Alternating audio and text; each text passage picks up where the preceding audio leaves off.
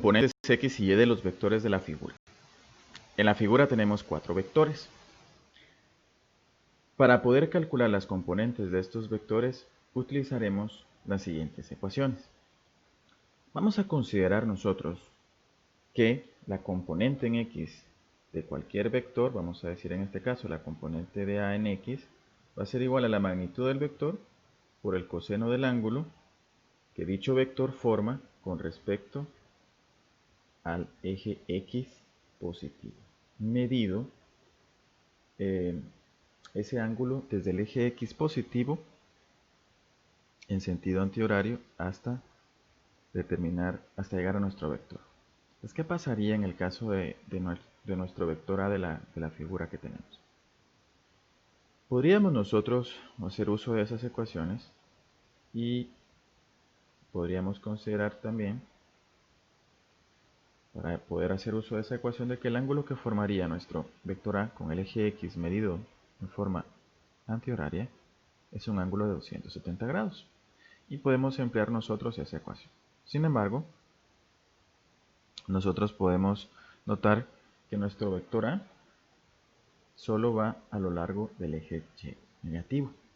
Entonces, en este caso, por inspección en nuestra figura, podemos decir que nuestro vector A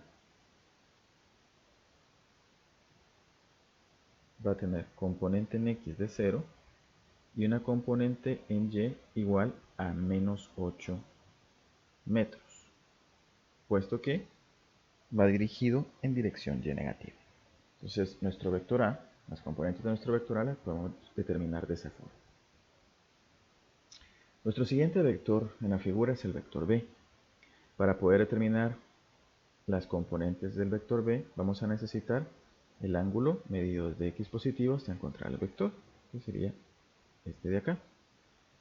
Este ángulo va a ser un ángulo de 60 grados. ¿Por qué? Porque para nosotros cada cuadrante tiene 90 grados. Y en la figura nos están indicando que el ángulo que forma el vector B con el eje Y positivo es 30 grados. Entonces, el ángulo que forma el vector B con el eje X debe de ser igual a 90 menos 30 grados. Eso nos da 60. Es decir, que para nuestro vector B utilizaremos ese ángulo para determinar sus componentes. Vamos a decir que el vector B va a tener una componente en X que va a ser igual a la magnitud del vector por el coseno del ángulo y una componente en Y que va a ser igual a la magnitud por el seno de dicho ángulo. Entonces Bx para nosotros sería 15 por coseno de 60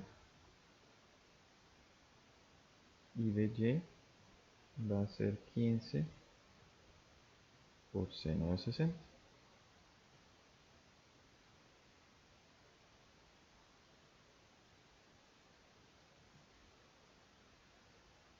Entonces nuestras dos componentes nos quedarían, perdón, corrijo aquí es Bx. Bx 15 coseno de 60. Eso nos queda 7.50 metros. Y By va a ser, redondeado a tres cifras significativas, 13 metros. De la misma forma vamos a encontrar las componentes para nuestros otros vectores. En el caso del vector C, forma 25 grados con el eje X negativo. Pero nosotros necesitamos, para poder emplear esas ecuaciones, el ángulo medido desde X positiva en sentido antihorario. Entonces el ángulo sería, hasta aquí habrían 180 más 25, serían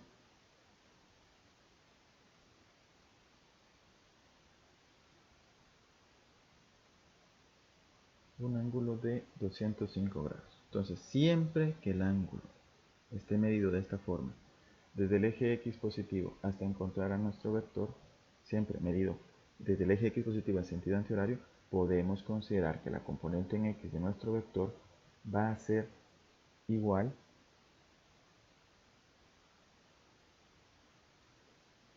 a la magnitud del vector por el coseno del ángulo, y que la componente en y sería magnitud del vector por el seno del ángulo.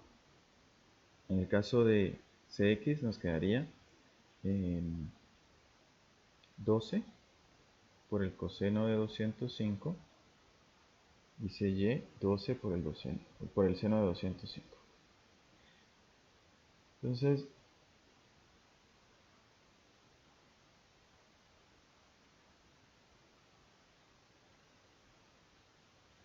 eso nos da para nuestra componente en x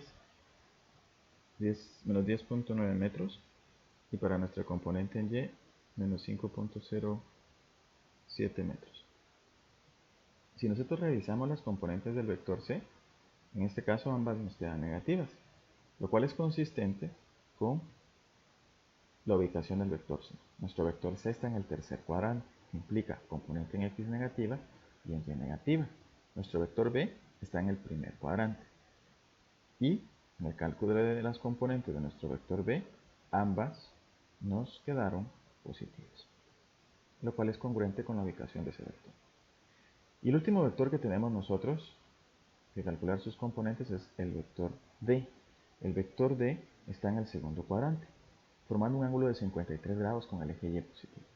Entonces el ángulo que forma dicho vector con respecto al eje x sería todo este, que va a ser igual a los 90 grados del primer cuadrante más 53. Vamos a corregir acá para que podamos ver mejor esos 53. Entonces 90 más 53 nos da a nosotros 143 grados. Entonces, como nuestro vector d está en el segundo cuadrante, las componentes de ese vector en x debe de ser negativa y en y debe de ser positiva. Hagamos el cálculo. De x es igual a magnitud del vector por coseno del ángulo, de y, magnitud del vector, seno del ángulo. El ángulo que tenemos 143, la magnitud 10.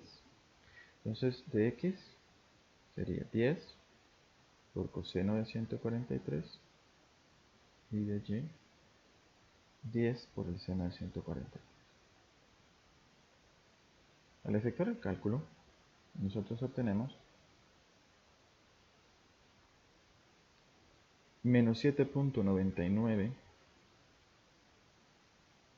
metros para la componente en x y 6.02 metros para la componente en y. Es decir, componente en x positiva, componente en x negativa, componente en y positiva. Congruente con nuestra ubicación del vector d. Y de esa forma podemos calcular nosotros las componentes de nuestros vectores de nuevo. Podemos nosotros emplear estas dos ecuaciones